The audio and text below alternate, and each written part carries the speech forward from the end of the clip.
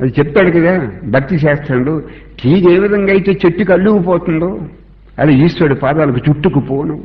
తీగ ఏ విధంగా అయితే చెట్టుకు అల్లుకుపోతుందో మనం ఏ పెడతాం కదా తీగ పాదులు అవి పెడతాం కదా, పాదులు ఏ విధంగా అయితే పందిరిని ఏ విధంగా అయితే అల్లుకుపోతుందో అలాగే ఈశ్వరుడి పాదాలకు అల్లుకుపోను.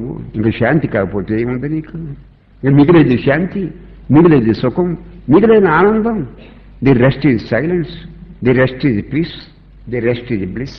ఆ భేదం పోవాలని ఒకటే గుర్తుపెట్టుకోండి. మీరు ఏ మతస్థులైనా ఏ కులస్థులైనా నాకేం సంబంధం లేదు, మీరు ఏ కులస్థులైనా ఏ మతస్థులైనా సంబంధం లేదు. మీరు ఎప్పుడంటే శరీరం ఉండటానికి శరీరం పోవటానికి మనకు భేదం ఉందనుకుంటున్నాం. ఆ భేదం పోవాలి మీకు శరీరం ఉండగా. అంటే బతికొనడానికి చచ్చిపోవడానికి మధ్య భేదం ఏదో ఉంది కదా, ఆ భేదం పోతే మటుకి మీకు అమృతానుభవం వచ్చేస్తుంది. అది ఉండగానే సాధించాలి మీరు. అంటే ఈ శరీరం ఈ భూమి మీద తిరుగాడుతున్నప్పుడే సాధించాలి. ఆ డిఫరెన్స్ పోవాలి.